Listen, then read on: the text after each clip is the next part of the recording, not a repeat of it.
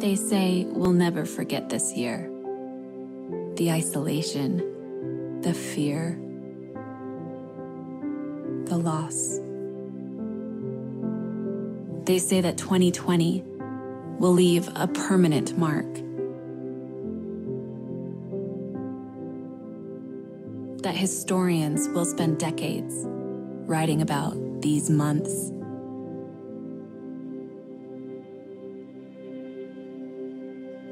That our grandchildren will spend semesters studying these weeks.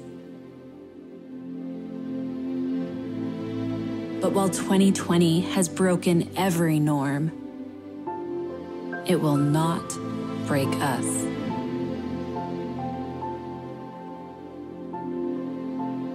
And while 2020 has brought unprecedented adversity, adversity has never stopped us before.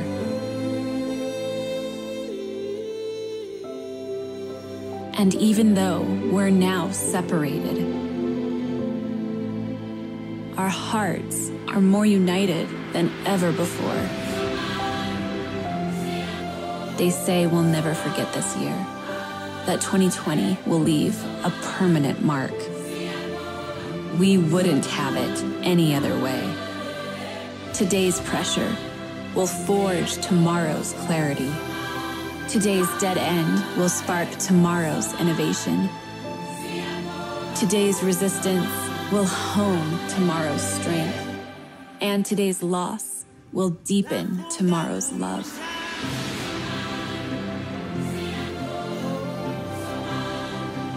The most important pursuits have never been easy. And so, despite all odds, despite all adversity, we will uncompromisingly pursue pure products, pure business practices, pure love for humanity, pure intentions, together.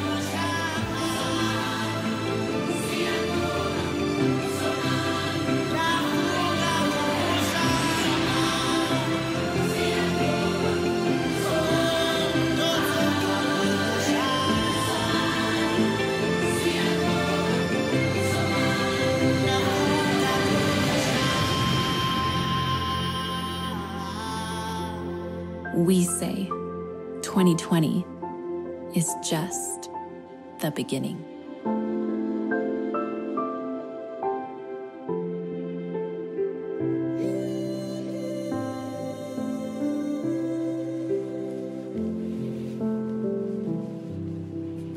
I want to officially welcome all of you to our Pursue 2020 doTERRA Global Connection.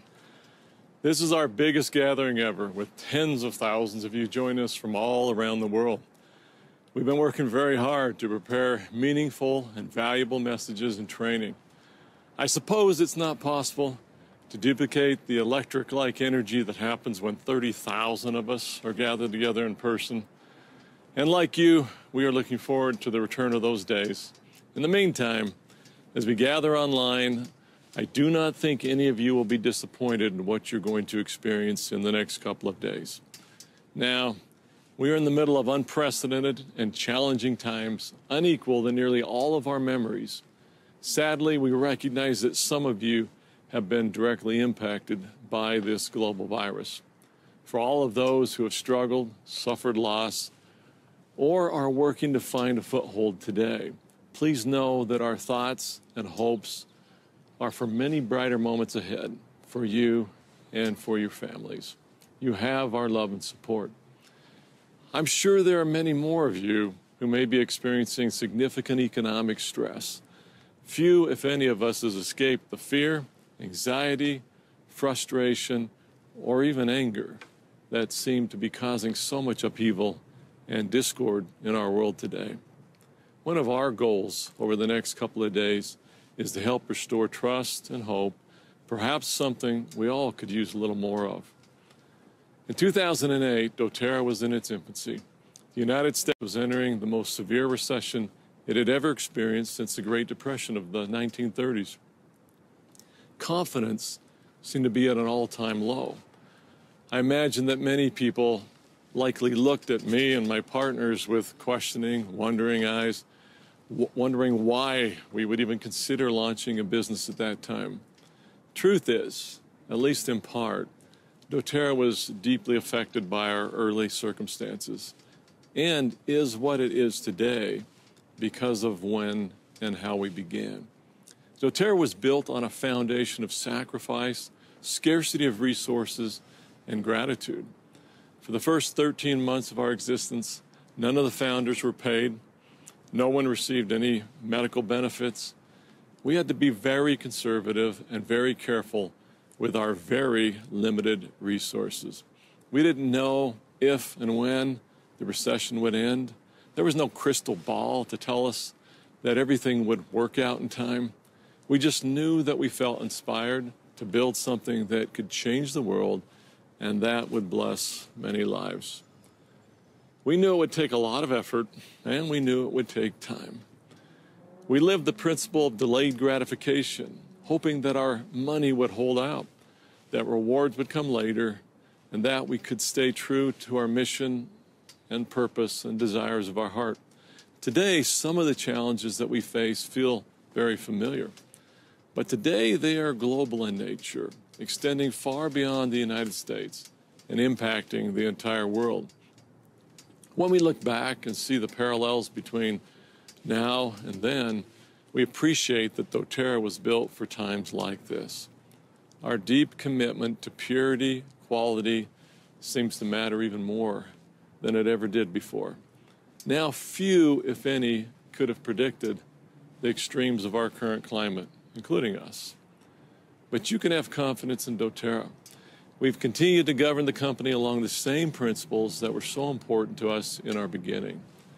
We are grateful that we haven't needed to lay off a single employee during this crisis of the past 6 months. As a company, we have been rewarded with a team that has dug in, embraced a new and ever-changing paradigm, and has done truly amazing things. While we never expected a global pandemic, we have always planned carefully, adding protections, building redundancy, preparing to weather any storm.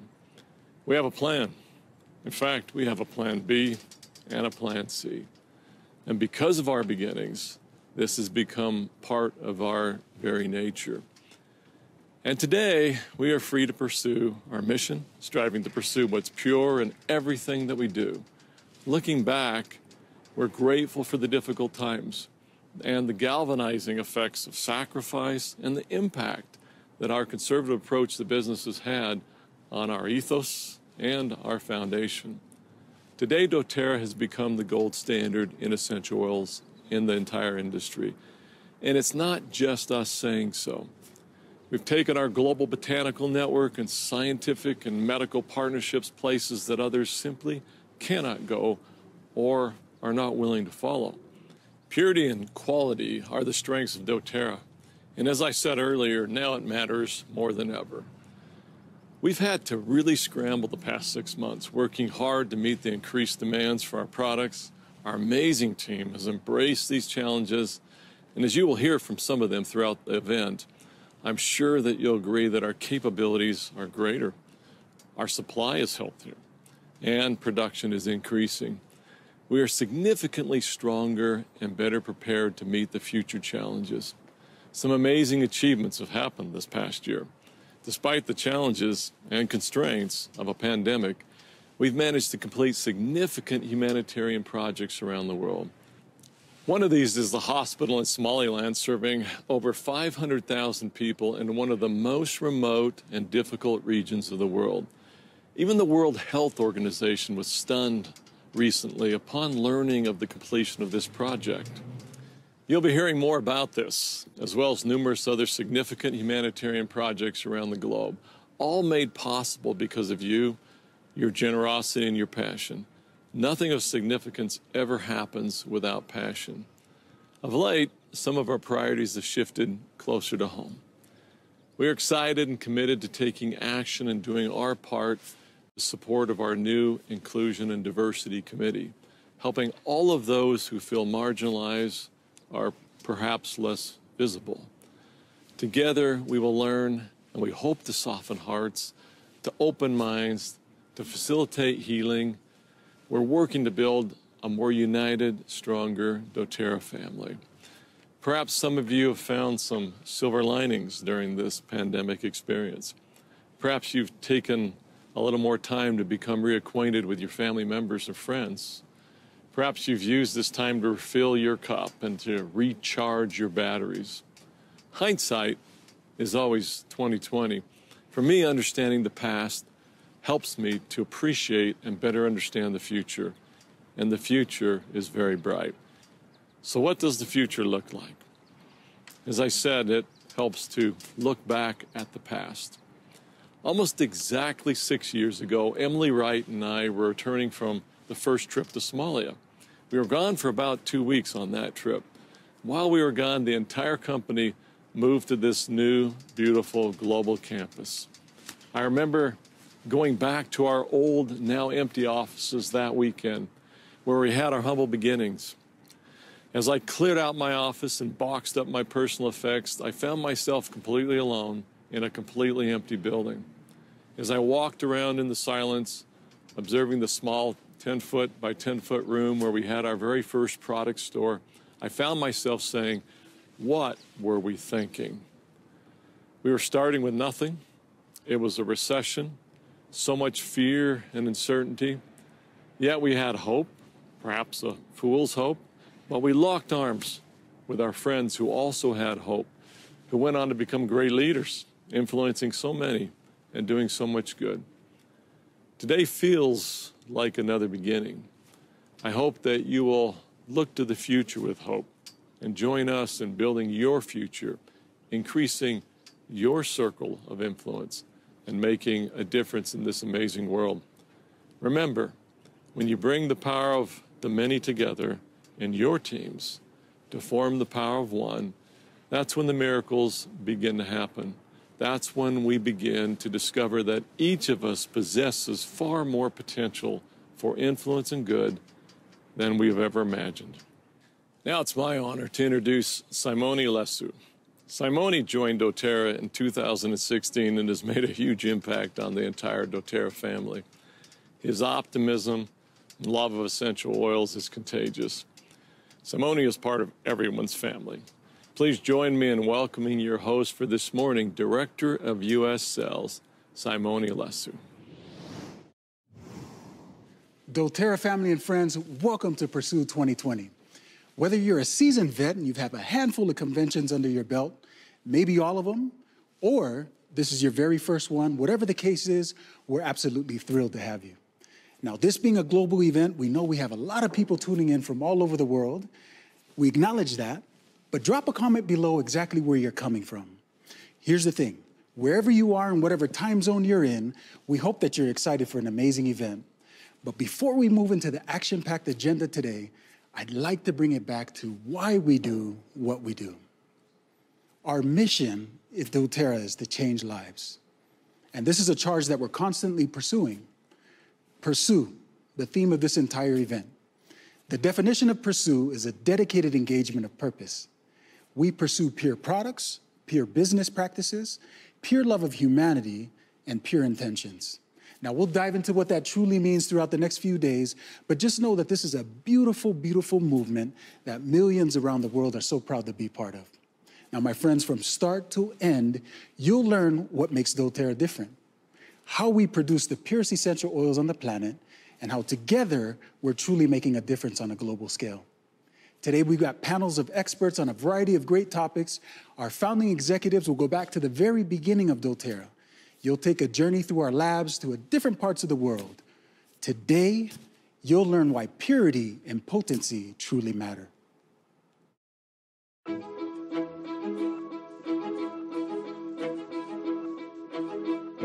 What does it mean for a product to be pure?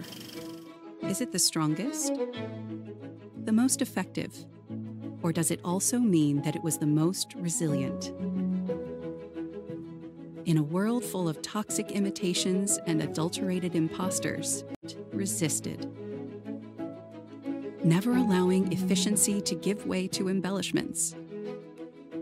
It never chose profit over potency. It chose to be exactly what the world desperately needs.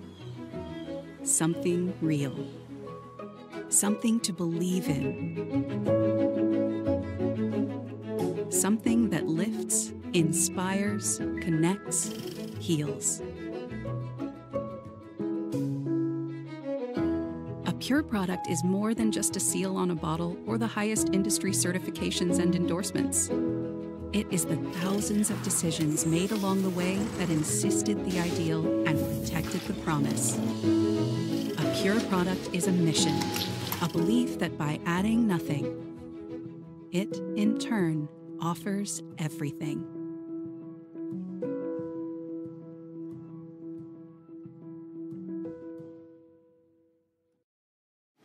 Now, oftentimes we're asked, what makes our essential oils different?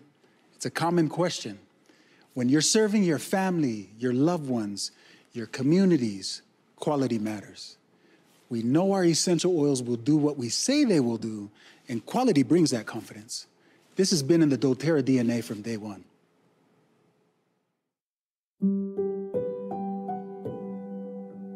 Well, sometimes I look back and I just wonder, what were we thinking? What was I thinking?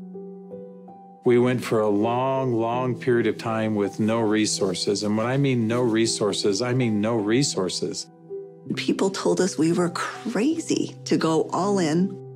You know, is this really going to work? I think some of the most beautiful things can emerge through trial and through difficult times. I had been a physician for a long period of time, and I'd had a patient who came to see me. And they would ask me, Dr. Hill, what do you think about the essential oils? And I made the mistake one time of saying, I think that's one of the craziest things I've ever heard. She looked me right in the eye and she said, I am so disappointed to hear that, because that's done more for me than you or any of your colleagues or anyone has ever done for me. And it intrigued me. And over time, I became more intrigued. I became involved with essential oils. And now for the last several decades, this is all that I have focused on and all that I have done. I remember when I first came into the essential oil industry, I thought they were voodoo oils. I thought they were really, really strange. It wasn't long before I started using oils on my kids, and I was amazed at what I was able to do and how it empowered me as a mom to take charge of my family's healthcare. So I was a huge skeptic. Parents were educators. My father's a professor of physics.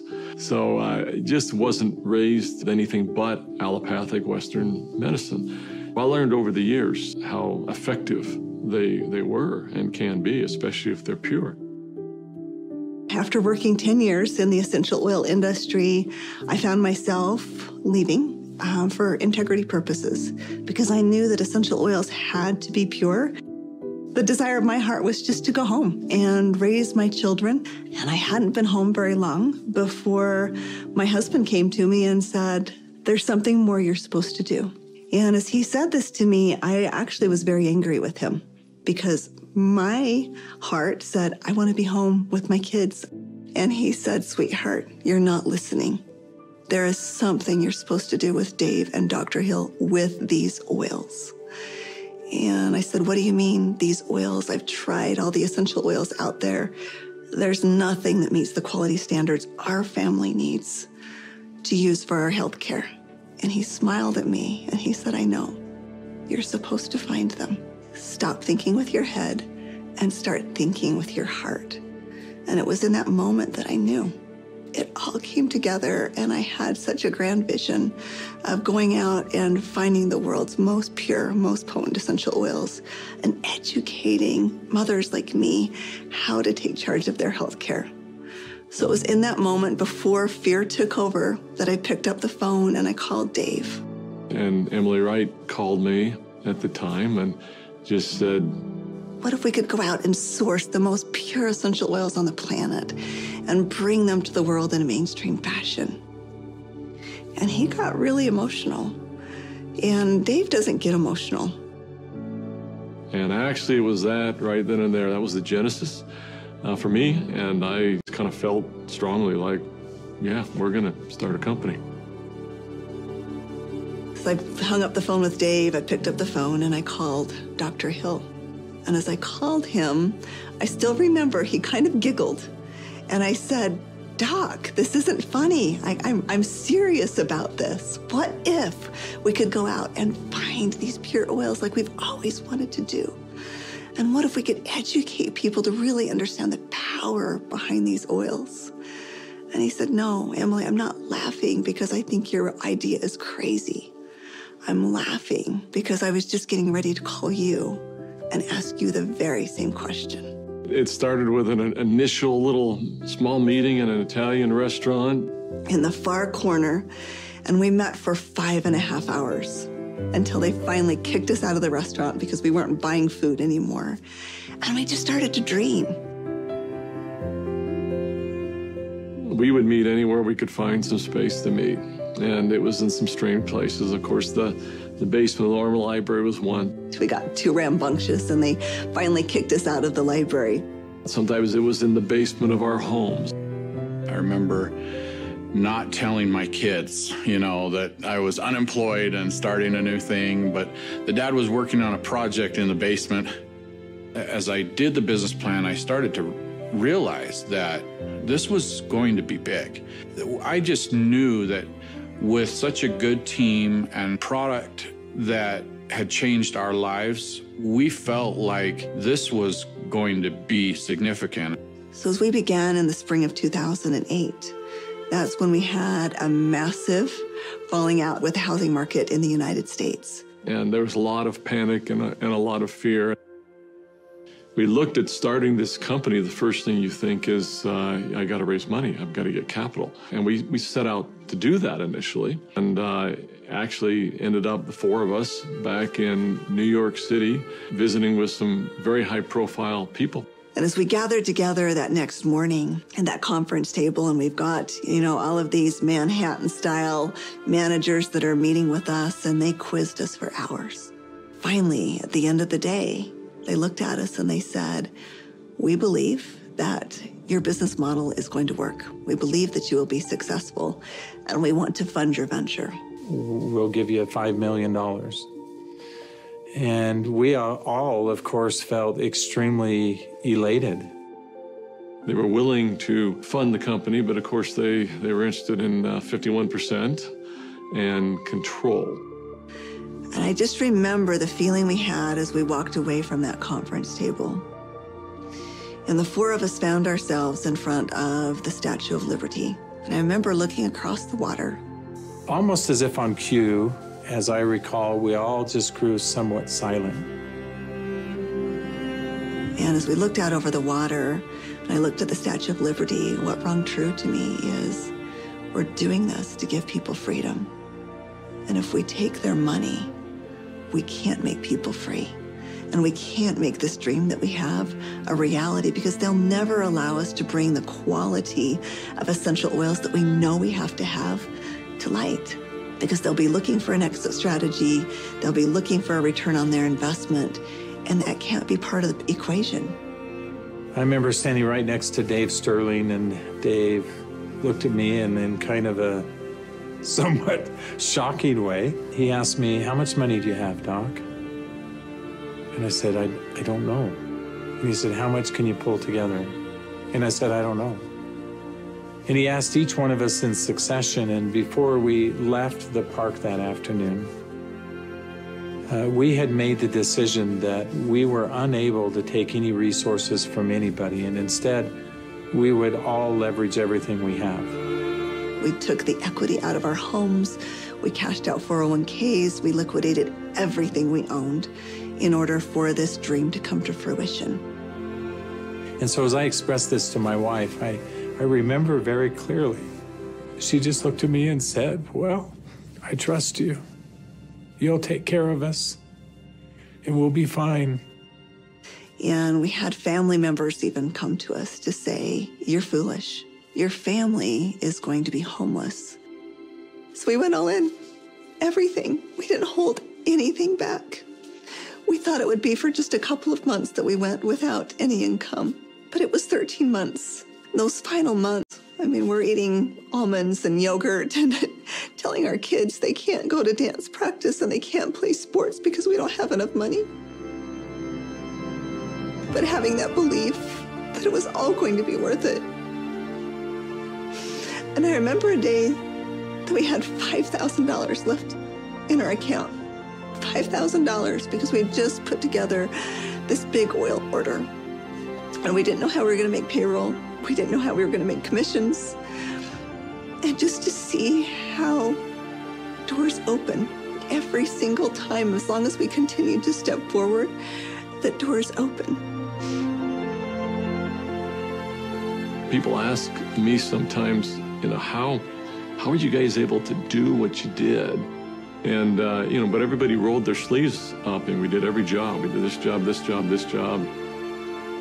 I was supposed to go out and find these precious oils.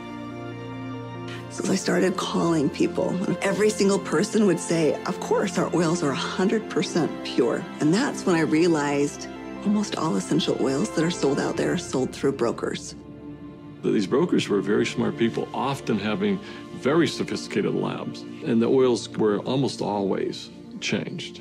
Most were not pure, most were synthetically created. I had probably 100+ different samples that had been sent to my home. And every time we would meet, Dave, Dr. Hill would say, Emily, have you found the oils yet? And I'd have to say, not yet. Like, are we going down the right path? Is this really what we're supposed to do? And I remember one beautiful day, I opened up my doorstep and 5 oils showed up all in the same day. It was frankincense, lavender, tea tree, lemon, and peppermint. As I smelled these bottles, I called up Dave and I called up Dr. Hill and I said, I found the oils. They said, don't you dare open them until we're all together. We knew that these oils were absolutely pure, and it gave us just enough confidence, just enough faith to continue stepping forward. I remember that first discussion we had. We talked about the culture of the company. What type of soul do we want doTERRA to have? And we realized that these oils are experiential. And we realized it had to be a person-to-person model. We had to bring people together. We've got to have a culture of giving back. We have to have a culture of caring. Locking arms with the people who are putting the seeds in the ground, who are harvesting these products. It's making sure that their needs are met. As I look back on it today with doTERRA, it's overwhelming to me to see the impact it is around the world. There's a lot of sacrifice, but again, those are days we look back on, with some pride. Sacrifice is a really important piece in setting the foundation. Today, we've empowered nearly 8 million families all around the globe. We're now filling 315,000 bottles of oil every single day. And just to think about it on that scale just warms my heart, knowing that every single bottle is changing somebody's life on both sides of the bottle. I think this work has such purpose. It's like, how can we stop? We have single-handedly changed the acceptance of essential oils in science and in medicine. We are so committed to this work. We are so humbled to be stewards of what nature has created so perfectly for us. And we're so grateful for all of our amazing employees, for all of our amazing wellness advocates, for all of our amazing customers all around the world. We haven't changed in our mission. We haven't changed in our purpose. We're still true to those things that very early on were important. If doing the right thing was important then, doing the right thing is important now. If helping and giving service to other people was important then, it's important now. If sourcing oils differently and doing what had not been done before was important then, it's important now. We feel like, as crazy as it sounds, we're still just beginning.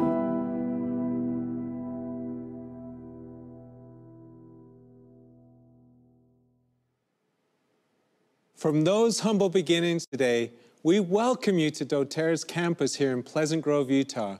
I'm Andrew O'Hare, doTERRA's Chief Commercial Officer, and with me today are all 7 of doTERRA's founding executives: Greg Cook, Mark Wolfert, Dave Sterling, Emily Wright, Dr. Hill, Rob Young, and Corey Lindley. Thank you so much for being with us here today. And first, a question for everyone. In 30 seconds or fewer, can you tell us your favorite essential oil and why? Corey, let's get started with you. Sure. You mean other than On Guard soft gels, right? How do you live without those? I think for me, every morning I love to combine Siberian fir and green mandarin and use them with fractionated coconut oil in a shaving product. Can't convince Emily to do a shaving product, but for me, I do my own blend. And it reminds me of what's going on in Russia, what's going on in Brazil, and everywhere around the world. And it's a great way to start the day. I'll repeat Corey's favorite. I'm an On Guard fan. I use more On Guard in our home than anything else. Lately, though, I've been using spearmint in my water. I love spearmint too. Nice. But I love all of the oils, of course. So. It's hard to pick a favorite. It is. Yeah, absolutely. I guess I'm a creature of habit because I'm struggling trying to figure out which one is my favorite. So maybe I'll just speak to the cycle that I'm in right now. And one of the oils that I love and I use a great deal of is copaiba. I use that every single day, and I use it in multiples of ways. I'm using it topically. I'm using it internally. And for me, it's made a big difference in my daily routines and how I feel overall. I can't narrow it down to just one. Can I choose 3? No. No. No. You have to pick a always sets her own favorite. rules, We've Dave. all What's chosen new? one. You get one oil. All right, so yarrow, I love what it's doing for my skin, and I love to use it internally, just kind of bring me back to more of I guess, a prime state is what I say with yarrow palm. But I can't live without my rose, especially over the heart, oil of self-love. Oil. But Immortelle too. Oh, she's still going to do all Right? 3. You All went with 3 3. anyway. It's all the restorative oils, and if you're on a desert island and you can't have anything but Immortelle, you're set. Okay. Yeah. Okay. Good. Okay, then I don't have to just do one either, right? So I was going to say copaiba and the soft gels every morning, every night for me, but I have to mention my happy oil, though. My happy oil is cheer of late. Oh, nice. I just love cheer. That's a good one. So. It is hard to just choose one oil, and at night I diffuse a few different oils, but there is one oil that I could not live without. Every morning after I exercise, and yes, I do work out in the morning. I know you can't tell, We but I could do. tell, Mark. Getting in and out of bed doesn't count, though. I get in the steamer and I use Breathe. Yeah. And for someone, especially in these times, and you're getting older, and they say keeping a healthy respiratory system, and I just love Breathe because it really strengthens my respiratory system, helps clear things out. I think my favorite product that doTERRA has is the Rose hand lotion. That product alone has funded millions and millions of dollars of charitable efforts and had an impact on the world more than any other Healing Hands project that we do. It's just really my favorite product. Great. Well, thank you, Greg. One thing that makes doTERRA different from everyone else is how we source our oils. Greg, Juanita from North Carolina has a question, and she asks, can you describe what co-impact sourcing is for those unfamiliar with this term, and why co-impact sourcing is so important to doTERRA? Thank you, Juanita. Great question.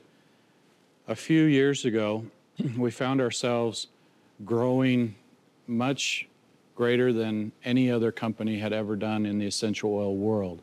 More than half of the countries where doTERRA does business are actually in developing countries, and many of the growers had been taken advantage of. They were living in not the best circumstances, and we recognized that the most important way for us to contribute back to the world was to benefit directly our growers and our producers of essential oils around the world. Can I just share one more thought? Absolutely. As I'm listening to Greg talk about co-impact sourcing and how strategic that was for us as a company, there's another element to that. And I think it's something that drives in each one of us maybe on a more personal level, and that is that when you think about those things coming together, it really is a good demonstration of the culture of doTERRA, who we are at our very core, that it's not just about the end goal in mind, it's the process that we get there and the good that we bring about in the process. And that's what we see everybody doing in doTERRA as a whole. One of the things that's been really important to us in doTERRA, especially as we've expanded the essential oils beyond just this personal use, and everyone knows that we have this big foray into the sciences and all that we're doing that way for research, that demands that we have consistency. And the only way to do that is to fine-tune our processes. And so all of that combined has helped us to do not just what Greg mentioned, but to do it exceptionally well. And the quality that we see, the consistency that we see within that, which purity is a main element and component, really drives us to where we are today. So I have a question for you, Doc. What percentage of essential oils on the market today, what percentage are actually pure? Do we know that? I think it's kind of hard to tell, but I could give you my best educated guess. One of the things that we've done consistently in doTERRA, and we're all very familiar with this, we know our competition. We know the marketplace. I think in a large sense, we've redeveloped the marketplace to our standard, and that's why we're able to do what we do. But I don't think it's an exaggeration, in all honesty, to say that nearly all essential oils, now exact percentage, what is that, 95, 98%? And I don't know, I'll be really bold, why I think that percentage is so high. And I've said this before, I think we've all said it in one way or another, people don't do what we do. It's certainly not the least expensive way to do things. Well, Corey's chuckling. I think he would agree with that statement. There's a lot cheaper ways to do things than the way doTERRA does them. In terms of our investment in the growers and working with them every step of the way we go through the distillation process, the way that we are primary and right there, the team that we have that flies around the world. Our quality labs. Our quality labs, when you add all of that up, no one compares. There's no one, and it's not inexpensive to be able to do it this way. We're committed to it, so we're built around it. We find ways to have efficiencies in other areas, right? So that we can stay focused on bringing these oils, but it's not cheap. You know, we hear that, you know, obviously we're in the essential oil business, but I hear sometimes that people will say that we're also in the empowerment business. Absolutely. Emily, would you like to talk to that thought a little bit? Yeah, most definitely. We, just to kind of go off of what Dr. Hill and Dave were talking about, we love what we do with co-impact sourcing, but we also love what that means on the other side of the bottle. So as we talk about empowerment, right, as a mother, I love having these tools available to take care of my family the way I see fit, and we want every single person on the planet to have that same empowerment. And I love what that does. I also love our business model. As much as I love the essential oils, I equally love our business model because we're able to give financial empowerment in that regard as well, and really have people find a voice and realize that they have something so profound to offer the world. And I love the empowerment that we get on the co-impact sourcing side of things, the healing hand side of things. We could go on forever, and really the way that we are empowering on both sides of the bottle. I know we also provide opportunities to go to the areas in which we source the co-impact trips, whether it be Kenya, Guatemala, I'm going to miss a few, Bulgaria, Nepal, it goes on and on. I had the privilege to go to one, and really, it really created that connection and love, not only for doTERRA and the good that we're doing, but also for the product. And Rob, I know that you have traveled extensively on many of these such trips, and we had a question from Gretchen Ulanowski, who asks, what has been your favorite doTERRA sourcing trip, and why sourcing in general? That's as hard as asking me which oil I like the best, but all those trips have been special trips for us. And you say, what maybe our question is, what has been most memorable for me at my age? That's the one that's been most recent. But I think we've been in maybe Guatemala the longest when it comes to kind of these co-impact sourcing trips. But that's amazing because we've been there long enough now that, like, the first time we went there, the little kids in the little village, remember, now when we go back, we see them grown. And we recognize them, and they recognize us. And you've kept expanding the facility there as well, right? Anyway, it's very gratifying to see these young children grow up and how they're being changed and how they're continuing to become empowered with what we're doing there. It always just amazes me how doTERRA is in the right place at the right time. The very first trip that anyone from doTERRA made to Nepal, and we were there right after the earthquake. And I know what we're doing right now in Somalia is completely off the hook in terms of a project, a story worthy of a documentary. Absolutely. Frankly. And that'll be forthcoming. But you bring back memories. I remember being in Nepal the first time with Emily, and shortly after that earthquake, and I remember the first time in Haiti, similar after that, shortly after their devastating earthquake, the first time that we were there. And again, you just watch the people, and they're a little in shock still. And, you know, it's amazing and so gratifying that doTERRA has this opportunity to come in at a grassroots level and try to make a difference and try to relieve some of this suffering and provide some means, economic means. And Dave, I remember you saying last year that we don't just buy farms, we build farmers.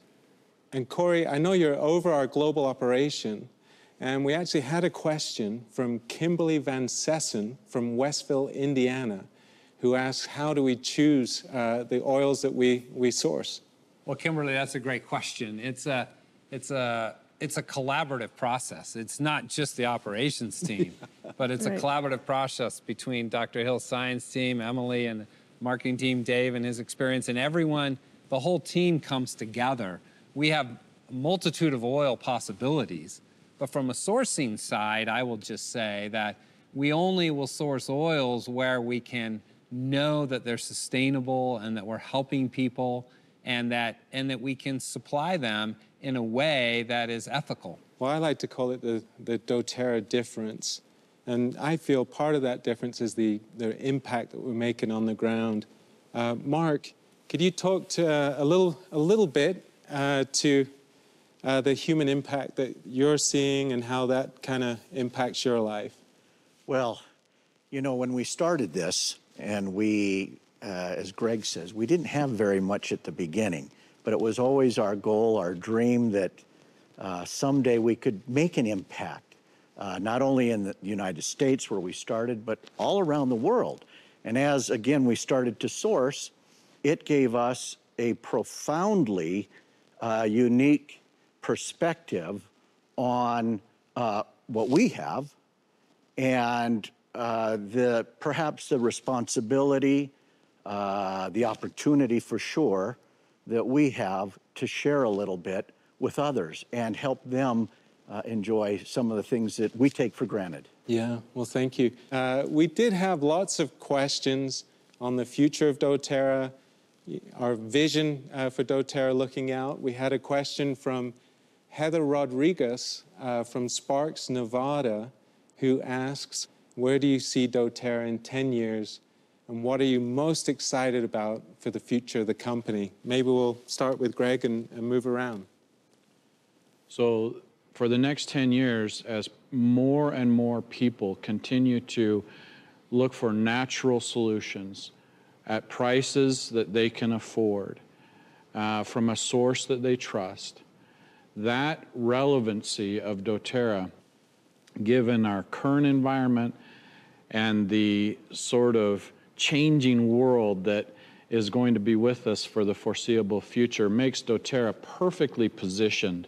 And I have never been more optimistic or more excited about our future than I am now. Well, I'm going to try to answer that question by going back to the past a little bit, Andrew. And in fact, I'm going to set Dave up here a little bit. So Dave, I don't know if you remember this conversation, but I do, and it had a huge impact on me. You said something like, first of all, Mark, I see us eventually being a multi-billion-dollar company. And I thought, okay, what have I got myself into here with, who is this guy? Because at the time, I think we were doing at $150,000, maybe $200,000 a month in volume. And then you said, and I see us marketing our products in countries all over the world. And you talked about the expansive product line, that essential oils could be the foundation for everything that we do. And again, a very narrow-minded, ignorant attorney at that point, I was thinking, well, essential oils, that's kind of it. We've got 40 oils, that's good, right? You talked about having millions of wellness, we called them IPCs at the time, remember, independent product consultants. Talked about having millions of wellness advocates around the world, and I think we just had a handful, couple thousand. So, I don't think I'm as amazed today to see that as I was trying to fathom that at the time, but I'm interested, Dave. I'm going to turn this over to you. So that's what you saw in that first 10 years or so. What do you think in the next 10 years we're going to see? Well, first of all, I hate to say I don't remember the conversation. You're going to say I told you so? But no, I don't even remember the conversation. But for me, first of all, it's all about foundations. And doTERRA started out the right way. Looking towards the future, all of that we've been talking about here today, this foundation of sacrifice, this foundation of purity, this foundation that went from there to this incredible social responsibility with our co-impact sourcing and so forth. All of these pieces that have come over time have set us up for the future, and I think the future looks pretty bright for doTERRA. So I think about where the world is today. I don't think there's been a time that people have felt so alone and so isolated. And these are scary, uncertain, unprecedented times that we're living through right now. It's not by accident that we named this event the Global Connection. And when I look at these essential oils, they are so powerful in really uniting us and connecting us as human beings. When I look at what does the future hold in the next 10 years, I see doTERRA as a vehicle that will really connect humanity and really bring us together for a very common cause, for a very specific purpose. Many people will say to me, well, doTERRA has arrived. You know, you're already such a large company, I don't even matter. And I want every single person to know that they absolutely matter. And the connection that they make with another human being may change their life forever. That they may be the exact person with the exact message that they need that will give them hope. You know, there's a proverb that says, if you have help, you have hope. And if you have hope, you have everything. And we're dealers of hope. Something that's always playing in my mind is that, yeah, we are living in some unprecedented times. But I'd like to put a little bit different connotation on that. Unprecedented in the sense that we now know more than what we've ever known before. But I also am really enthused for the future because although we've been involved in science and things for a long period of time, we're about discovery in doTERRA. Mm-hmm. And we're making new discovery all the time. We've done a number of things, some of which you'll have heard about or will hear about as we go through this event and certainly other events in the future. But we're making discovery, and it's impactful in how we accomplish and do what we do best at doTERRA. I feel like in these times that we're in, there is an undue amount of criticism that falls not just upon us, but maybe upon doTERRA as a whole, and maybe even on the essential oil industry. Know that we're separating ourselves from that. We always have been, and we're going to continue to do those things. And so I'm really very optimistic about the future, but I'm excited about these discoveries and how they'll impact us more substantially than what they have in the past. My thoughts are a little bit along the lines of what Emily said. You know, when we started this company, remember, we started this company during a economic recession, right? And doTERRA was the tool for many people when it came to some of the challenges that they were facing during that economic recession. But I kind of feel we're kind of suffering from a little bit of a kindness or a humanity recession right now. And I think people are needing kind of that human connection and that human touch again. And I think, while doTERRA is not the only way we'll connect with each other, I think we are uniquely positioned to be the answer for many people to find that kindness and that connection again with people. Essential oils are wonderful, right? You open a wild orange essential oil and let someone smell it, and if they don't respond to that, they've got other issues. But it's just, they have been a vehicle and will continue to be a vehicle to help people connect with each other and show kindness and service to other human beings. I think we need more of that in the world today. So, I'm a data-driven guy, and as I look at doTERRA, it's a given that we're going to be 2, 3, 4 times larger than we are today. All the metrics in terms of, enrollments and retention and everything that we have going on indicate that we're going to be much, much larger as a company. But, so that's the future, we'll be bigger. But what I'm most excited about relative to doTERRA is the last 12 years have been spent building a foundation that is ready to absorb whatever the world's going to throw at us. We've been able to adapt to things because we're primary on source in Haiti or in Nepal. When a natural disaster happens, we can bring relief in hours and days. In Guatemala, I remember when there was a volcano eruption, we had responses immediately, right?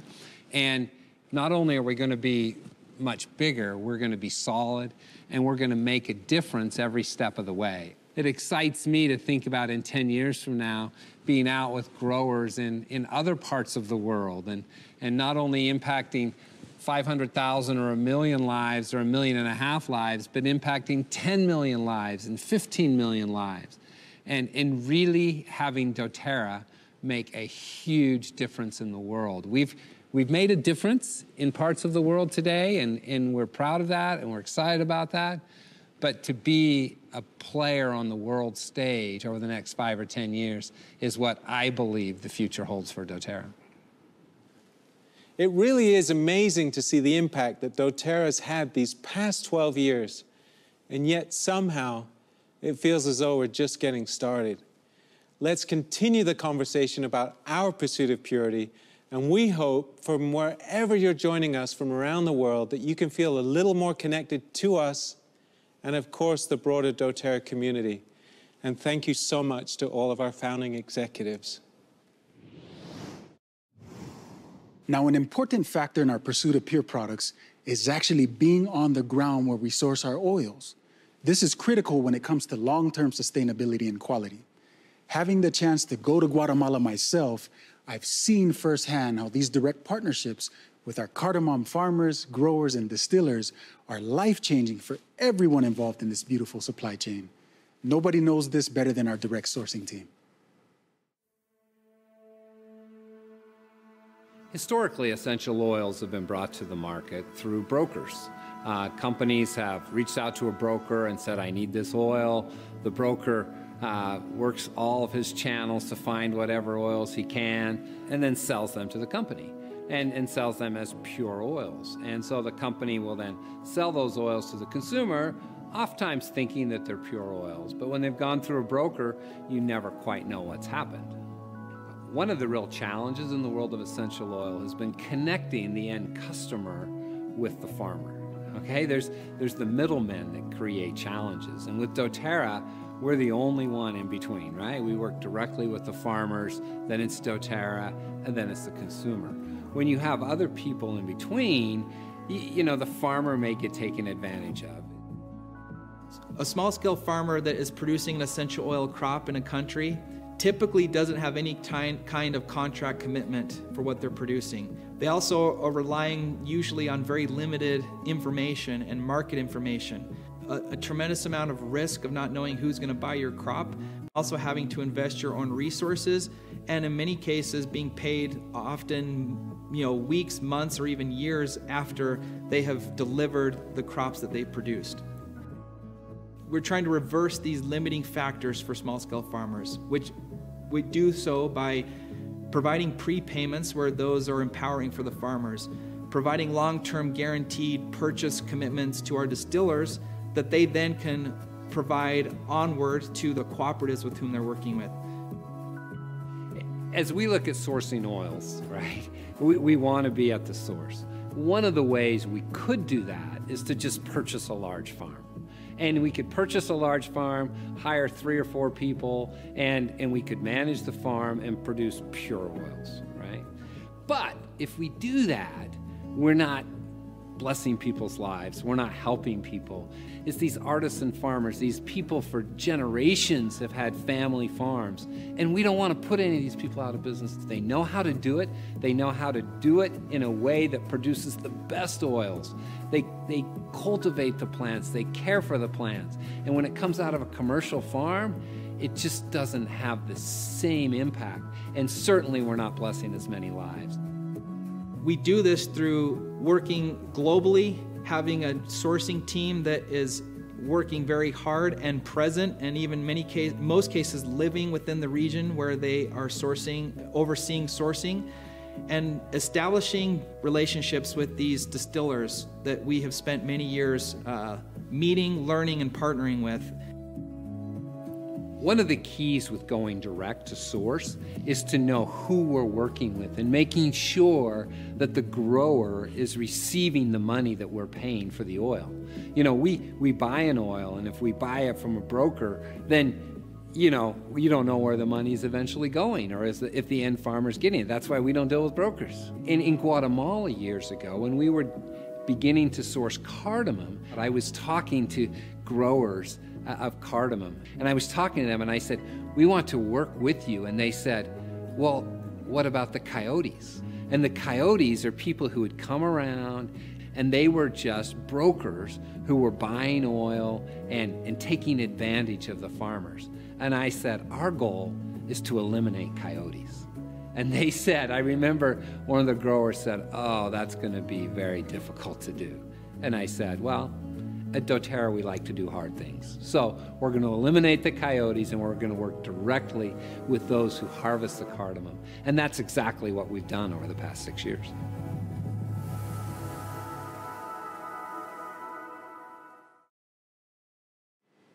I think we've all heard the saying, if you want something done right, then do it yourself.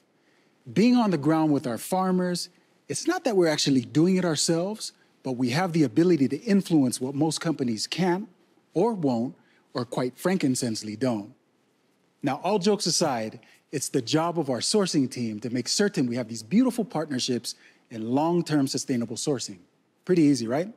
It's not, but Tim Valentiner and his team lead this incredible crusade to ensure we have the best of the best provided by the thousands of partner farmers from Bulgaria to Madagascar and all the way back around. Direct sourcing and forming long-term partnerships are central to doTERRA's sourcing strategy. We're excited to introduce you today to some of the people who are making this happen around the world. From Bulgaria, Plamen Nikolov, our general manager of Esoteric Bulgaria. From Kenya, Taylor McKay, strategic sourcing manager for Sub-Saharan Africa. From Australia, Emily Bell, strategic sourcing manager for the Oceania and Asia regions. And from Southern Italy, Cecilia Spinelli, a long-term citrus partner with us. Today we want to talk about why we intentionally direct source our essential oil and how this sourcing strategy is critically important in our pursuit of purity and all that goes into making that happen. Plamen, can you first talk to us a bit about how adulteration typically happens in the essential oil industry in Bulgaria and how we are doing it very differently in terms of how we are sourcing and working directly with farmers through Esoteric? Yes, we all know that adulteration happens And actually, I can divide the time here in Bulgaria as the time before Eseteri and the time after Eseteri. This is a very simple line.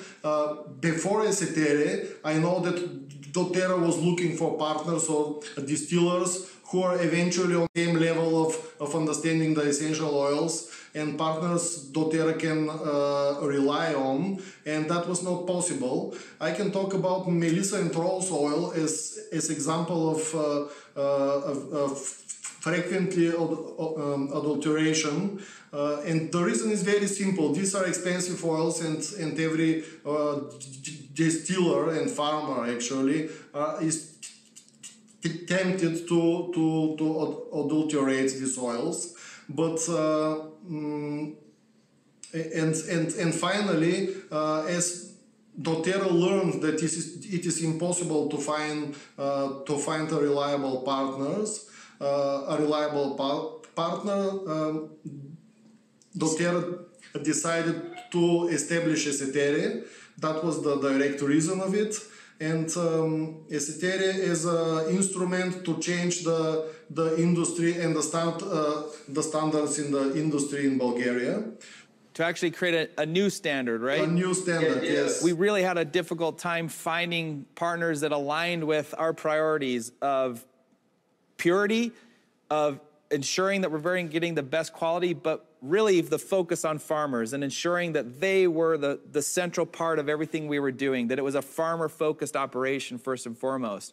And without really having any partners that shared that vision, we realized we had to do it ourselves, but to set a new standard that has now really raised the bar for everyone else that's functioning in Bulgaria now currently. Exactly, and it was the logical step by establishing own company, 100% owned company in Bulgaria, and the life of Eseteri after that is very clear and very logical. We started to establish long-term relations to farmers. The oils we distill at Eseteri are lavender, melissa, yarrow, and we partner with important rose distilleries.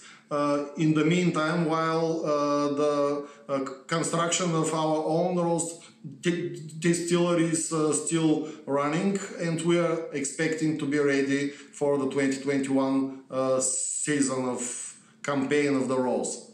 Yeah, we are all very excited for Terra Rosa to be completed and to be able to have the crowning jewel of essential oils from Bulgaria be the rose oil and being distilled ourselves through Eseteri. It's going to be very exciting next year. Absolutely. Thank you so much, Plamen. It's truly been a transformative effort in how these oils are sourced in Bulgaria.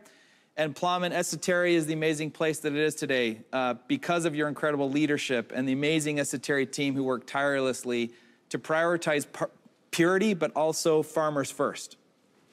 The journey for how Eseteri was born and what it is accomplishing today is honestly a story worth a lengthy book.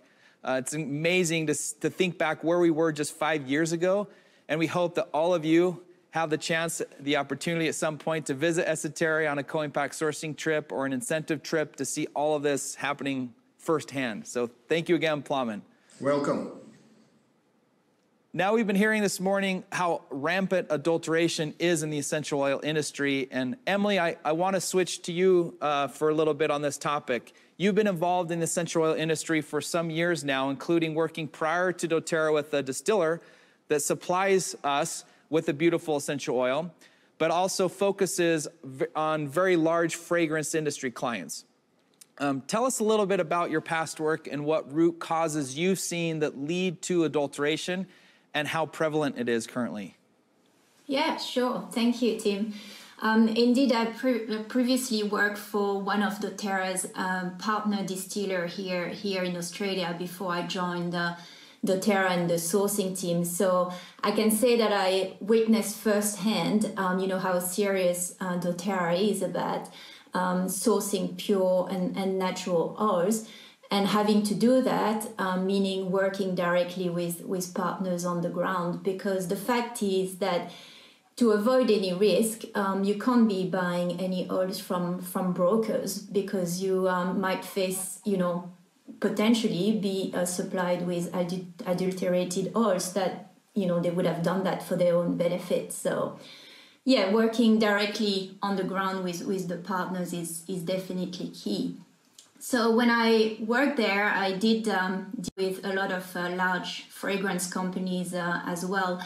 And even though both aromatherapy and fragrance companies tend to aim to source sustainable products, I also saw that the fragrance industry is much more focused on the aroma of the oil rather than, compared to purity or the chemical composition. And so it was a bit like the aroma always had to be very standardized. So if there was a slight difference between, from one batch to the other, that could be an issue for the end product.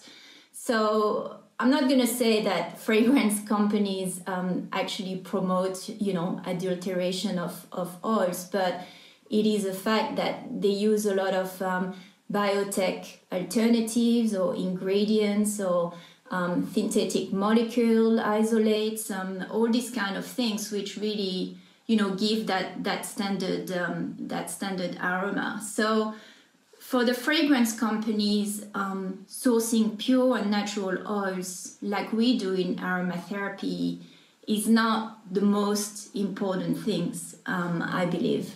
The reality is that we are very different, and because we're working with natural products from nature, this means that natural variation should be expected. And so a lavender bottle now from this past harvest season should have a slight aroma difference from the lavender that's harvested next season or the following season. And quite frankly, if you buy an essential oil and it smells and looks and tastes and feels the same for the next 10 years, you should be worried, because it means that it's likely not pure and natural, because natural variation is part of the chemistry and part of what nature produces. Thanks so much, Emily, for your insights and background from what you did prior to doTERRA, and obviously love everything you're doing with us and for us as our lead in the Oceania and Asia regions, and all the beautiful oils that are coming from those areas, and most importantly, the partnerships that you're fostering and continuing to develop there.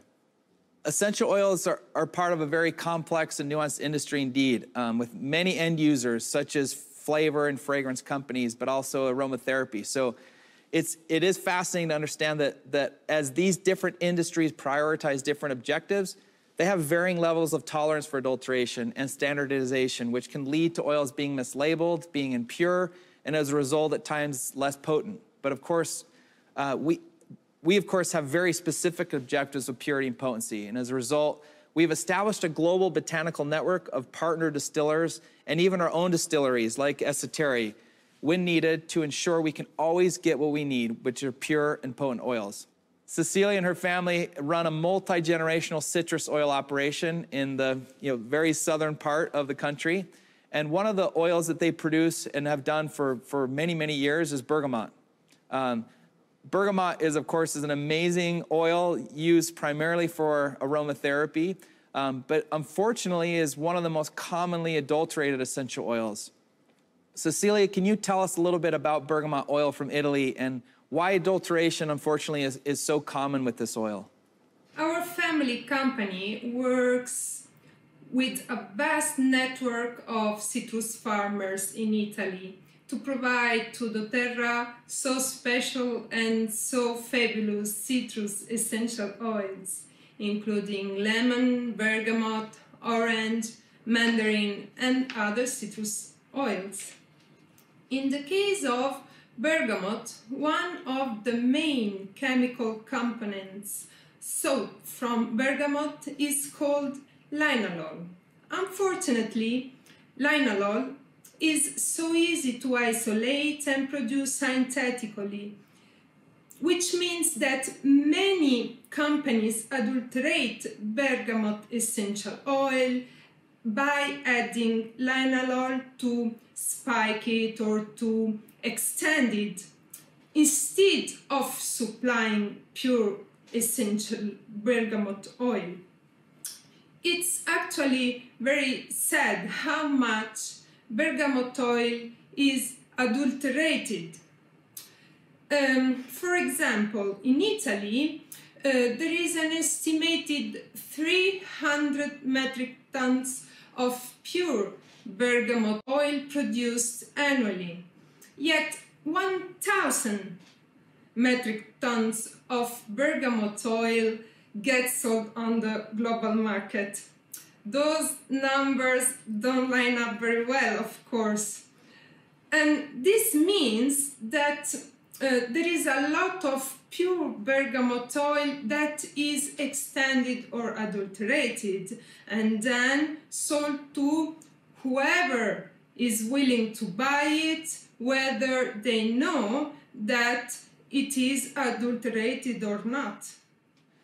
This means that basically 700 metric tons of bergamot oil being sold on the market is not actually pure. If the estimates are around 300 tons per year and 1,000 are being sold, that's coming from somewhere. And it's so sad to see that level of adulteration happening for an oil that's so precious and important as bergamot. It's disturbing for transparency reasons, but also safety. Can you tell us a little bit about how this affects the bergamot market, this type of practice of adulteration? This is a big problem because it crowds out honest distillers like us. We don't cheat or cut corners. This means that we need to purchase a massive volume of bergamot fruit to produce pure essential oil. And this is difficult when the prices are set so high artificially. It's so important for us to understand how oil adulteration ultimately cheats not only the consumers, but it hurts the farmers who are so dependent on what they produce for their livelihood, and how we need to continue to educate the world about this. Now for our last questions, Taylor, you are based currently in Kenya and oversee our clove bud oil that is coming from Madagascar, where unfortunately as well essential oil adulteration practices are widespread. Can you talk to us a little bit about that in the Madagascan context, but also about clove in particular? Yeah, thanks, Tim. So clove is unique in the fact that the clove tree has 3 distinct plant parts that have different chemical profiles. So you have clove bud, clove stem, and clove leaf. And oftentimes these are distilled together or blended together afterwards, despite their chemistries being quite different. And then they're sold as a package deal as a pure clove bud essential oil. In a minute, I think we'll be learning a bit more about this in a new video that describes just how complicated the clove industry is, particularly in Madagascar. But what I think is important here is to focus on doTERRA's approach to direct sourcing of clove bud through our trusted partners and distillers. This approach, as Ben alluded to earlier and many of the panelists have spoken about, really helps us ensure that we are indeed receiving 100% pure clove bud oil versus something else. Because like I mentioned, what is normally traded and sold, or often traded and sold as pure bud oil, is almost always an adulterated version of clove stem or even clove leaf oil that's mixed and blended together. In fact, I think after all the work that we and our partners have been doing on the ground in Madagascar for the past several years, we're pretty convinced that we're likely the only company in the world that's actually able to say with confidence that our clove bud oil is actually truly clove bud oil and not something else. It's also encouraging to know that we can have confidence in the purity of doTERRA's clove bud oil and the good we are doing for the farmers by prioritizing pure oil and paying even a premium for it. Can you tell us a little bit more about that? Yeah, so one of the challenges that exists in the market is that most testing labs usually don't have the capability to really distinguish clove bud, pure bud, from adulterated oil, particularly when it's coming from even the same tree but just different plant parts. But we're pioneering the way for customers to feel confident in the purity of the oils that they're receiving. We're not only ensuring this purity through direct sourcing with farmers and distillers by being right at the ground and at the source, but also, of course, through our state-of-the-art third-party labs who provide testing for adulteration, and then, of course, our own internal quality control procedures to ensure CPTG standards are kept. Thanks, Taylor. Again, all these practices help to source the best and help the most. The results of this hard work coming together to ensure that we truly have the potency of pure clove bud oil, when very likely no other company can say and verify the same. And this has indeed been an amazing journey as we've tried to understand so much about clove bud. I want to say thank you so much to each of our panelists for being with us. And as Taylor mentioned, please stay tuned for the premiere of our first episode of the new series, The Pursuit, which takes a deeper dive into what we've been talking about here today in terms of Madagascar and clove bud, but also why direct sourcing is absolutely important to everything we're doing with our sourcing strategy. Tim's team will be back tomorrow to share more about the impact we're making globally. But there's a reason we travel the world in pursuit of the purest essential oils. You've seen the other oils. They've been changed, cheapened, synthesized. They've been adulterated.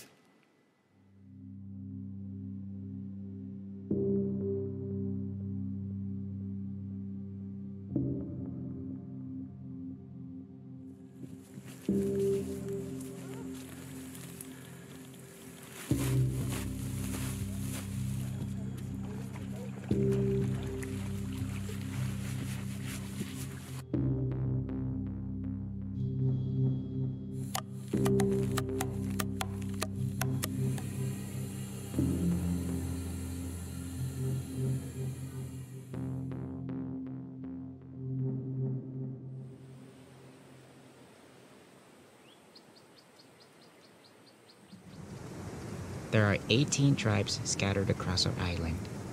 We all call ourselves Malagasy, but our customs and way of life vary from place to place. Here in Mananzari, we are members of the Atambawoka tribe, the smallest tribe in Madagascar.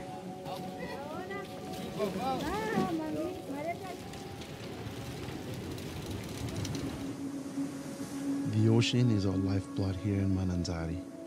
We rely on the water for everything, from fishing and hunting to plant cultivation.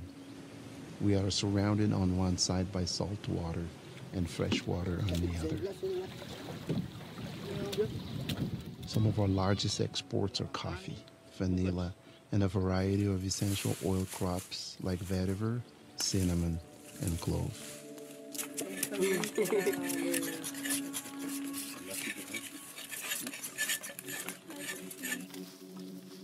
There are 2 large exporters here and countless farmers running their own small distilleries. In this area alone, there are more than 80 small-scale distilleries.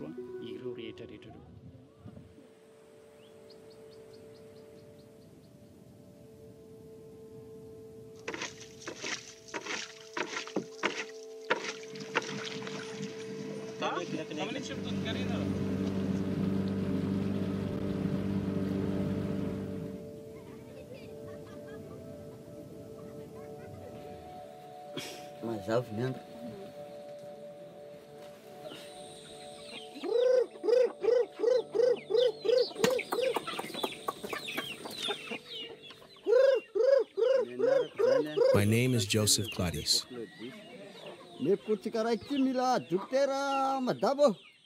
I've been a farmer here in Mananzari for 7 years now. My wife Rosine and I moved here after getting married, and we began farming coffee and rice.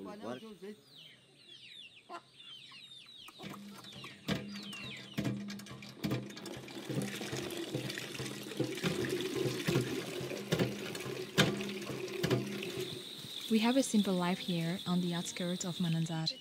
Each morning, Claudius feeds the chickens and prepares our tools while I fetch water and cook breakfast.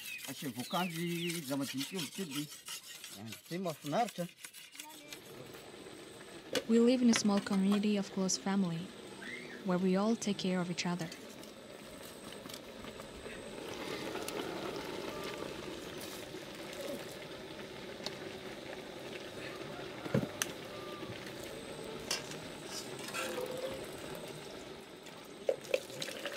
We have a young son named Claudio.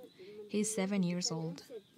He always says that he wants to be a doctor when he grows up. Claudio's education is very important to us. Up until a few years ago, we were still only planting coffee and rice, but that wasn't enough. We started planting clove trees, which provided an additional income we could use to send Claudio to school.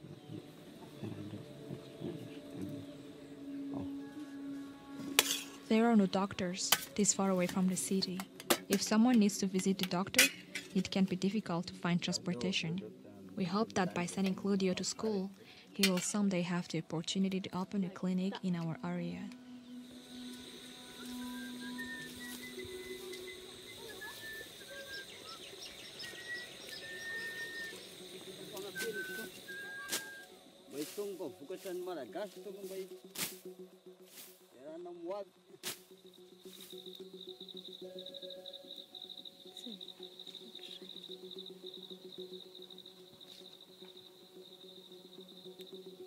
Planting clove isn't enough to make us rich, but it does get Claudio his education and also allows us to save for the future.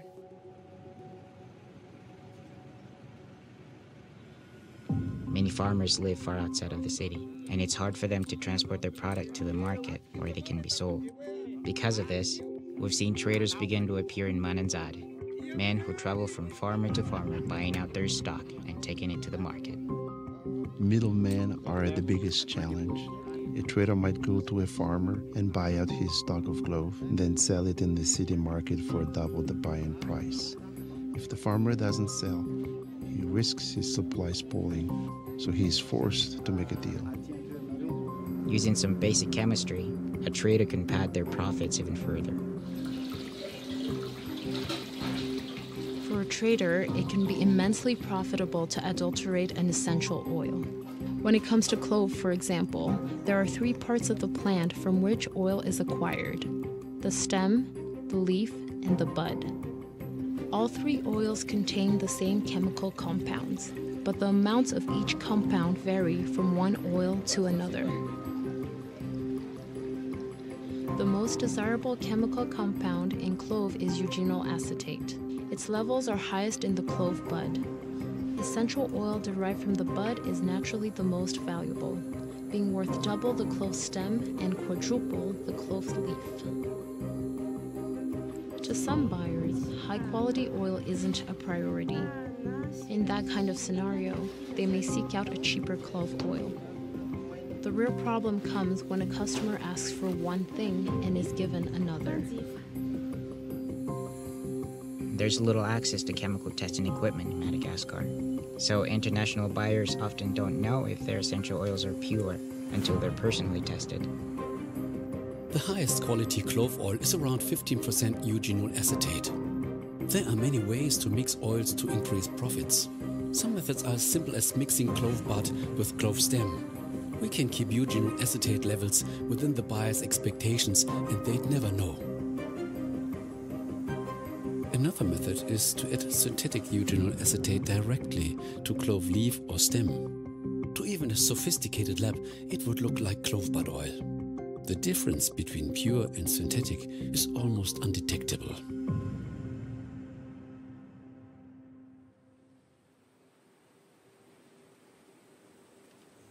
Naturally, most sellers claim their oils are pure, and it would be difficult to prove them wrong. To give our buyers confidence in the oil we produce, we ship our essential oils to one of the only labs on the island, in Antananarivo, our nation's capital.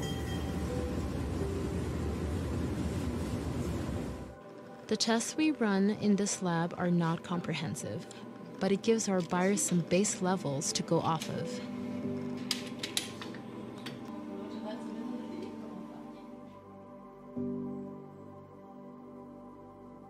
When essential oils arrive here at doTERRA, we do a series of tests to confirm the purity of the oils. At the Quality Control Lab, we use an extensive protocol to ensure the purity. One of the most common tools in the industry is the GCMS, which is used to identify each individual chemical compound present in the oils. It shows the natural composition of the oil, and we also use it to check for adulteration and contamination with chemicals that are not naturally present in the oils. GCMS by itself is not enough to ensure purity.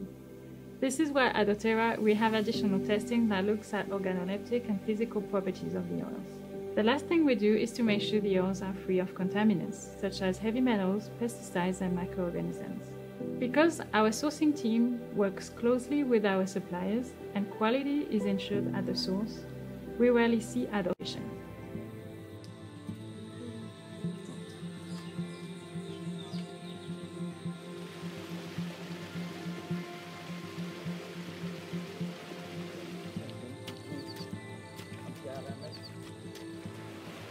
All around the world, farmers are dependent on oil producers for their livelihood. Gladys and Rosine represent hundreds of thousands of farmers who work hard to provide an education and future opportunities for their children. These farmers are the heart of the essential oil industry.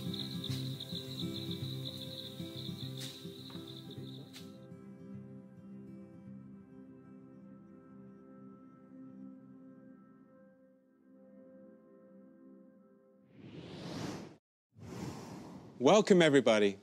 It's important to understand why quality and purity are so vital and worth striving for. As we hear over and over, quality matters, and it starts long before seeds are planted. Knowing this, it's imperative for doTERRA to be as close to the source as possible. Of equal importance to doTERRA is our scientific and medical communities. It's an honor to be hosting a discussion about quality and why quality matters with esteemed experts in the field today. Thank you so much for joining us. And let's go ahead and do a few introductions. Mark, joining us from Austin, Texas. Thank you so much. Would you like to introduce yourself? Well, hi, thank you for including me. My name is Mark Blumenthal. I'm the founder and executive director of the American Botanical Council. We're an independent nonprofit research and education organization made up of scientists, health professionals, and herb experts from around the world. And we focus on research and education on herbs, medicinal plants, botanical extracts, essential oils, medicinal fungi and mushrooms, etc. So we are a science organization. Thank you so much. And we're excited to have you here on the panel today. Dr. Satyal. Hello, everyone. I'm Prabodh Satyal, Chief Scientific Officer for Aromatic Plant Research Center, APRC. I received my doctorate master's degree on essential oil research in University of Alabama, Huntsville. I've been doing essential oil research it's closer to more than 10 years. And what has your research been focused on primarily? Most of the research are focused on adulteration, okay, discovery of synthetic marker, and chirality-based adulteration detection. Okay. And those are the things that helps to, decipher adulteration in those times, so. Fantastic. Thank you for joining us. Thanks for having me here. Thank you. Dr. Osgathorpe. Great to be here, Andrew. My name is Russ Osgathorpe. I am the Chief Medical Officer at doTERRA and by training a pediatric infectious diseases specialist. Great. Well, thank you for joining us. We just watched the first episode of the new series, The Pursuit, which will document the great lengths our sourcing team goes to sustainably source the purest essential oils on the planet. This episode, of course, was about clove, which, as we've seen, is frequently and unfortunately adulterated. Dr. Osgathorpe, reflect a little bit on the video. I agree. It's very important to us here at doTERRA. The story is a fantastic example of how adulteration finds its way without being very careful, can find its way into our homes. Yeah, like Dr. Osgathorpe said, clove bud is one of the most adulterated essential oil. And last year I did market survey of several retail supplier. I found more than 90% were adulterated. Getting rid of adulteration in supply chains across the world, not just for doTERRA, but for everybody, is important work. And speaking of adulteration, Mark, I read with interest your organization's recent bulletin published in early July with regards to the adulteration of English lavender, Lavandula angustifolia, which is, of course, the lavender that doTERRA loves. And can you elaborate on this study, its findings for us a little bit, please? Yes, thank you. It's part of our program which is going into its 10th year of operation soon, called the Botanical Adulterants Prevention Program, which is an international consortium of organizations that we lead, dealing with research and education on adulteration and fraud in the global marketplace for herbs, herbal extracts, essential oils, etc. We've previously published a bulletin on the adulteration of tea tree oil, a lab guidance document on tea tree oil, and then in July this year, we just published the bulletin on lavender. The lavender bulletin has been extensively peer-reviewed by 25 experts in the area of chemistry, of medicinal plants and essential oils, people in academia, government, and industry in the United States and around the world. So it is a highly credible document. It has over 101 references to it, and it's basically a scientific bulletin or almost like a technical white paper that is very extensive, showing the types of adulteration of English lavender, the chemistry, what the evidence for the adulteration is, with many references based on the chemistry and previous reports that have been published in book chapters and in scientific journals about adulteration of lavender. So if anybody ever doubted whether lavender, English lavender, was ever adulterated, we have definitively confirmed that it is being adulterated, which is really no surprise to many of us. But some people suggest that over 50%, maybe 70 or more percent of the world's stock of so-called lavender is actually adulterated in one way or another. Yeah. Thoughts on that, Dr. Osgathorpe? Well, I mean, yes, I have so many thoughts on that. Yeah. It drives me crazy that lavender, which is used by hundreds of millions of people every day across the world in a plethora of products, they just don't know what they're using. Yeah. We have done with both APRC as well as doTERRA partnerships with NCNPR at the University of Mississippi similar studies on adulteration, and have found that up to 2/3 of the lavenders currently on the market, marketed as essential oils, not just products containing lavender, but the essential oils on the market, 2/3 of them are highly adulterated and of poor quality. It is important to know what it is that you're using. doTERRA goes to exceptional lengths to make it clear to everyone what you're using. We publish and source to you the GCMS of each lot of lavender that we sell you. We get rid of many, many totes, huge batches of lavender that don't meet our quality specifications or that are adulterated. Tim Valentiner and his team go to exceptional lengths of making sure that our supply chains are full of quality lavender rather than adulterated lavender. I can't say this really strongly enough. We as an industry have to clean up ourselves because nobody's watching. So doTERRA's doing it right. Yeah. Very few people in the industry are. Yeah. And we should call it out when we see it. Absolutely. And so these publications that the American Botanical Council, that APRC, that NCNPR are doing are all playing a role in helping everyone around the world to understand how adulteration affects us. Yeah. And Mark, how is your, the bulletins that you're putting out, how is it being received?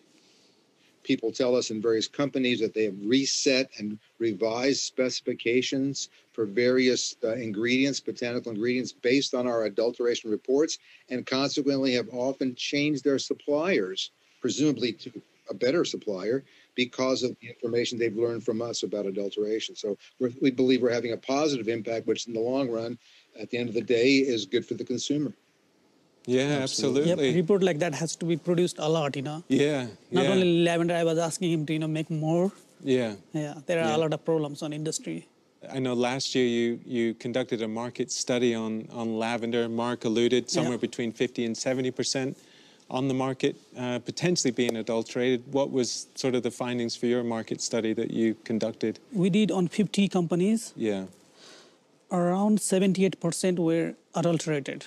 I know we are very proud of our partnerships. You alluded to the NCNPR partnership, which is the National Center for Natural Products Research at the University of Mississippi. How's that partnership going, Dr. Osgathorpe? Oh, phenomenally well. We've had a great year with them. So we're working on similar research to what the American Botanical Council with Mark and what APRC has done with lavender.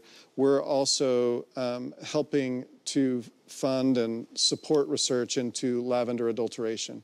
In that research, what they're doing at NCNPR is using doTERRA's oil as the gold standard for what a quality oil should look like. And this body of work, which will be peer-reviewed and published, will greatly enhance the field and everyone's ability to detect adulteration as well as root it out of the supply chain.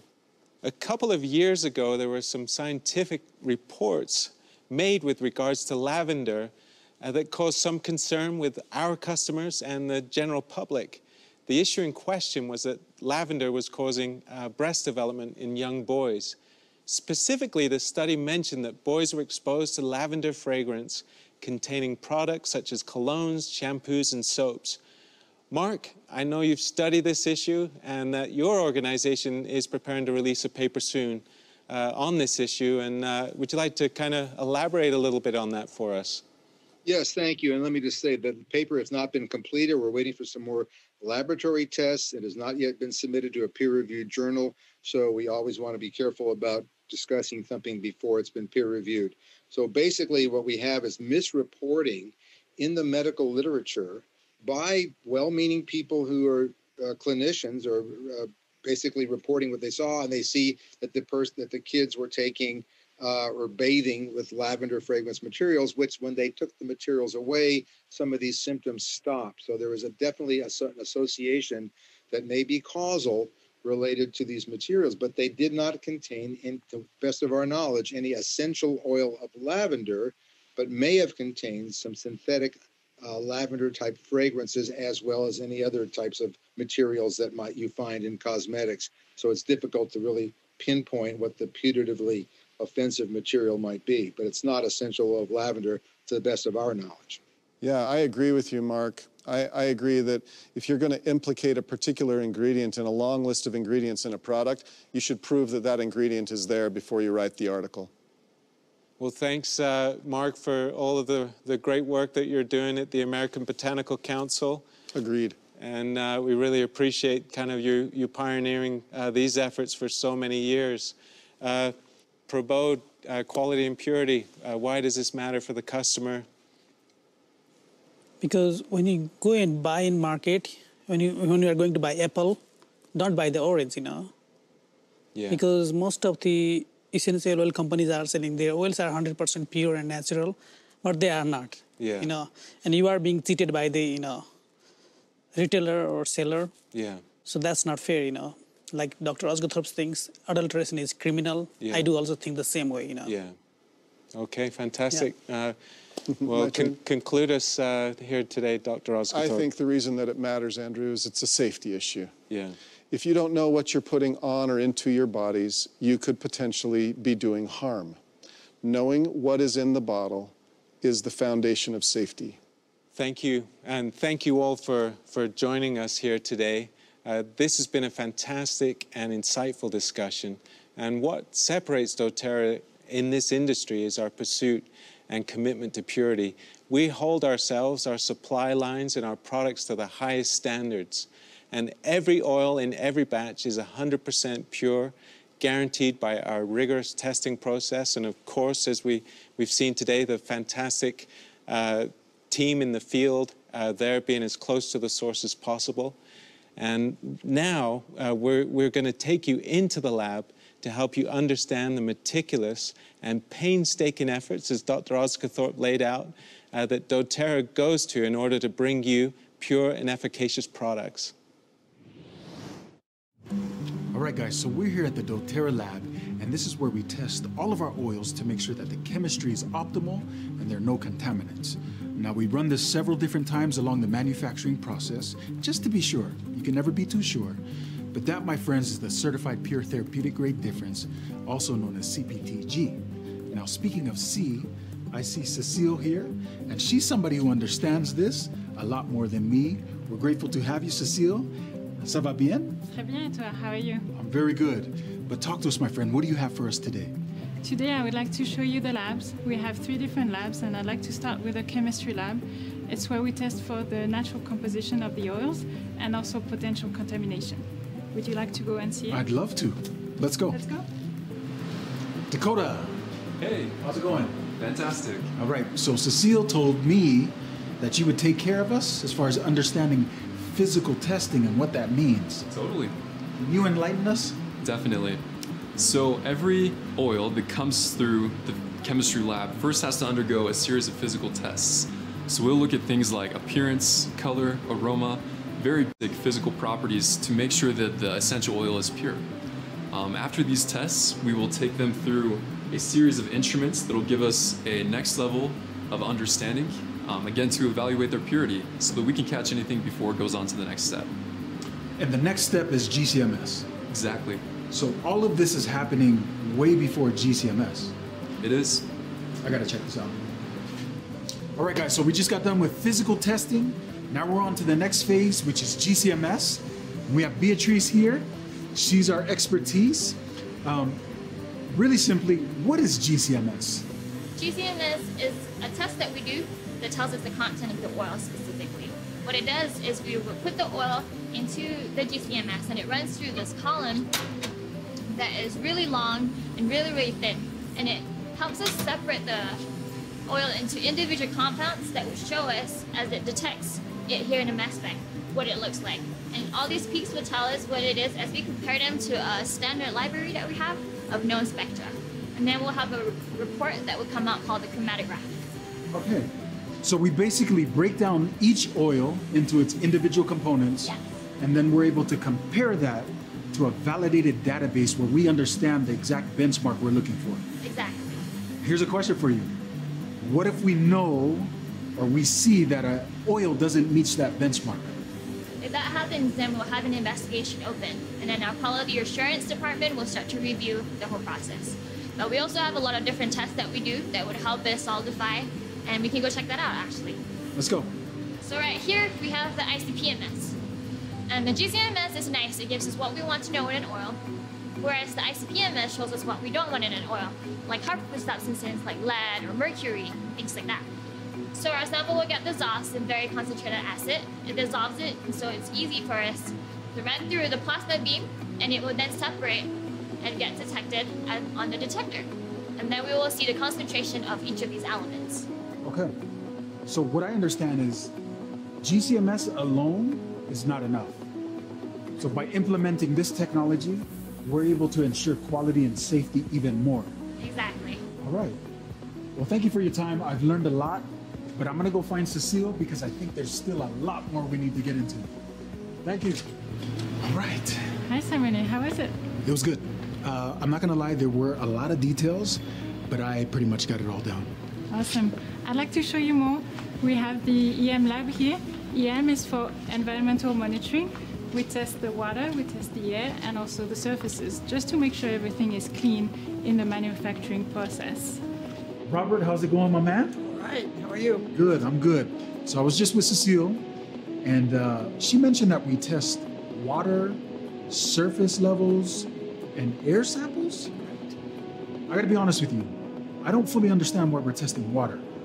Well, the water doesn't go into our products, but it does touch our equipment surfaces during the cleaning process. So we want to make sure that we're not like getting any contamination into our product, because they are product contact surfaces.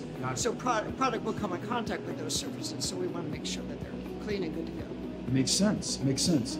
And I imagine that's the same with the surface level test that we run? Yes, we do a swab sampling technique where the surfaces are swabbed, put into a neutralizing broth, and we will test this broth for the various tests we want to run on it. Very consistent as well with all these tests. Correct. Awesome. Air samples. Air samples, yes. The air samples we collect using these dual head air samplers, and we just want to make sure that the air in the manufacturing environment is good to go. So it kind of covers all of our bases. Makes sense to me. Okay. So in addition to all the other tests that we do, this is just an additional safeguard that we put into place. Correct. We check water, we check surface levels, we check air samples. I'm gonna check you out later, but thank you so much, Robert. Right. Appreciate you. Have a good day. Okay, so I knew there were a lot of steps to this. I didn't know there were that many steps, but we're going for quality, so I'm all for it. Yes, well, I have one more stop for you. Here we have the microlab. That's where we test the products at the beginning of the manufacturing and at the end. So we test for potential contamination with bacteria, yeast, and fungi. And Pretty Banana is going to show you around. Awesome. Merci. Pretty, how's it going? I'm good. So Cecile explained that this is one of the final steps before the product ends up in our hands. So that's a pretty important step. Can you explain to us kind of a breakdown of what happens before we receive the product? So this is the microbiology lab, and we test for the microbial contamination if it's to happen. So for example, over here you can see Brady is sampling all those samples to test for the microbial contamination. And this is a product, bergamot mint oil, which is going to be tested against bacterial and eastern mold and staph, Pseudomonas, E. coli, and Salmonella test. Wow. So that's a lot of testing. I mean, we're running tests way before, right? But this is just another safeguard that we put into place to ensure that there's absolutely no contamination. Exactly. Awesome. So I see you have an example. Yes. So this is to show our viewer that if there's nothing on the plate, that means like no grow. Like you cannot see anything, right? But if there is some microbial contamination, and you can see a plate look like this. So this is our positive control, and this is our negative control. Well, I know you got a lot of work to do, and you look very busy. So I'm going to leave you to that. Thank you so much for sharing that. Thank you for what you do, and we'll see you later. All right, Cecile, so we understand there's a lot of work to be done. We're going to end this right here, but thank you so much for the behind-the-scenes look. That's incredible to see the amount of work and steps that are being put forth just to ensure quality. Absolutely, you're so welcome. I was very happy to show you. It's true, we have a great team of scientists here that make sure our oils are pure, are free of contamination. For sure, for sure. And so I know I speak on behalf of everybody watching from home. Thank you guys for everything that you guys do. Thank you, Simon. It was a pleasure. We'll see you. I trust doTERRA oils because before doTERRA, I was like many people using oils that were at the store. I didn't really realize that there was no standard in the essential oil industry. I kind of thought, well, if it says it's 100% pure essential oil, then that must be what it is. The fact that they have a third-party test all of their oils and that you can go in and look that up is really reassuring to us to know that what we're putting in our body is exactly what we think it is. And knowing that they do that, like, I'm not worried about using essential oils through doTERRA. So I trust the source. CPTG, certified pure therapeutic grade, we are guaranteed pure and potent oils. When I started doing some digging and doing my research around doTERRA, I started to realize that their standards, their purity, their transparency around exactly what's in the bottle and who farmed it and all of those details they were really transparent about, and that was really reassuring to me. I wanted to know what these bottles could do for my son, for my family. And ultimately, it became something that not only I helped my family with, but I've helped other families with. I'm a believer. I have to believe in something. You don't sell me something. I have to believe in something. And so when I saw her belief in that and how she started to utilize it with her patients, well, then that's when I started to come around myself and start to learn more and more and start to integrate it personally within my practice. I feel safe. I feel empowered. I just know that what I'm giving my children is wonderful. Whether you're a weekend warrior or whether you're a professional athlete, these products and oils will actually do wonders for the body. I don't know where I would be without these essential oils and products. I went to where doTERRA sources peppermint and Roman chamomile. It was two brothers. One brother was distilling and one was out in the farms. And I specifically asked them, why they only worked with doTERRA, and they said because they treat us like family. I trust that everyone has been treated well along the supply chain. I trust that everyone has been paid fairly. And that for me is extremely important, the way that we source our oils. And so my heart every day is grateful for doTERRA, what it's done for our family and my health, and what they're doing also around the world to change lives of the growers, bringing them to us. It's pretty phenomenal.